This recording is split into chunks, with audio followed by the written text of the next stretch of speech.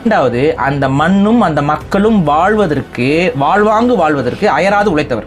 என்னென்ன பண்ணாருன்னு பார்த்தீங்கன்னா, அவர் ஒரு சுதந்திர போராட்ட தியாகி. இந்திய விடுதலைக்காக 6 மாதம் சிறைப்பட்டவர். இந்திய விடுதலைக்காக போராடி 6 மாதம் சிறைப்பட்டவர். இங்கே ஜிடி நாயுடு வந்து இந்திய விடுதலை போராட்டத்துக்கு போராடவும் கிடையாது, மாறாக பிரிட்டிஷ் அரசாங்கத்தோடு நட்புறவு பாராட்டியவர். வெள்ளையர்களோடு இங்கே அடிமைப்படுத்த வந்த வெள்ளையர்கள் எல்லாம் அவருக்கு கடைசி வரைக்கும் நட்பாக தான் இருந்தார். அந்த பழக்கத்தின் மூலமாக தான் அவர் வெளிநாட்டுக்கு போனார், வந்தார், ஒரு விடுதி வச்சிருந்தாரு, வசதியான ஒரு விடுதி கட்டினாரு. அந்த விடுதியில் வெள்ளைக்காரர்கள் தான் வந்து தங்கி கொண்டிருந்தார்கள். இது வெள்ளையர்களுக்கு மிக மிக ஆதரவாக இருந்த நிலைப்பாடு கொண்டவர் தான் ஜிடி நாயுடு. கடைசி வரைக்கும் அவர் கேட்டால் ஈவேராவுடைய நண்பர், கடைசி வரைக்கும் அவர் ஜிடி நாயுடு தான் இருந்தார். அப்போ அவர் எப்படி வச்சிருக்காரு பாருங்க, ஈவேராவோட நண்பரான். பெரியவர் வந்து ஜாதி பேரை போடக்கூடாதுன்னு இவர் கத்திக்கிட்டு இருப்பாரான், இவர் ஜிடி நாயுடுனே வாழ்ந்துட்டு இருப்பாரான்.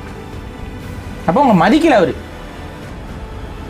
சரி, அவர் தூக்கிட்டு வரீங்க. ஆனால் இங்கே இவர் உண்மையாகவே மக்களுக்காக களத்தில் நின்று சிறைப்பட்டு 6 மாதம் வெள்ளையர்களுடைய காவல், அதாவது 6 மாதம் வெள்ளைக்காரன் பீரியடில் ஜெயிலில் இருக்கிறதுங்கிறதுலாம் சாதாரண விஷயம் இல்லை. நம்ம இந்திய சுதந்திரமடைந்த நாடு, சுதந்திரமடைந்த இந்திய நாட்டுடைய சிறையில் நம்ம இருக்கிறதே கொடுமை தான். எவ்வளோ பெரிய கொடுமை. அன்றைக்கெல்லாம் அந்த செக்கிலத்துக்கிட்டு வெள்ளைக்காரன் வந்து பூட்ஸ் காலால் மிதிச்சுக்கிட்டு உதச்சிக்கிட்டு இருப்பான். அந்த காலகட்டத்தில் அவர் சிறைப்பட்டவர், 6 மாதம் ஜெயிலில் இருந்தவர். அதுக்கப்புறம் வெளியில் வர்றாரு. அதுக்கப்புறம் திரும்பவும் மக்களுக்காக தொடர்ச்சியாக பணிகள் செய்கிறாரு. காங்கிரஸில் இருந்தார், காங்கிரஸில் மிக முக்கியமான தலைவராக இருக்கிறார், எம்எல்ஏவாக தேர்ந்தெடுக்கப்படுகிறார், மக்கள் பிரதிநிதியாக தேர்ந்தெடுக்கப்படுகிறார். அவர் வெள்ளைக்காரன் பீரியட்ல இருந்தே அவர் வந்து பரம்பிக்குளம் ஆழியாறு பேப் ப்ராஜெக்ட்டுங்கிற ஒரு ப்ராஜெக்டை வந்து அவரோட கனவு திட்டமாக இருந்துச்சு. அவர் அது முன்னாடியே சிந்திச்சு, இந்த நதிகளை எல்லாம் இணைச்சு நம்ம ஒரு அணையும் வாய்க்கால்களும் உருவாக்கணும் அப்படின்னா இந்த பகுதி வந்து செழிப்பாயிரும், இங்கே வந்து மக்கள் வந்து நல்ல விவசாயம் செய்யலாம். இன்னும் நான் சொல்கிறேன், இன்றைக்கி பொள்ளாச்சி எப்படி இருக்குது? நல்லா பசுமையாக இருக்குது. ஒரு இந்த பரம்பிக்குளம் ஆழியாறு ப்ராஜெக்ட்டுக்கு முன்னாடி பொள்ளாச்சி எப்படி இருக்கும் தெரியுமா? எப்பவுமே இது மாதிரி இல்லையா? தோட்டம்லாம் கிடையாது.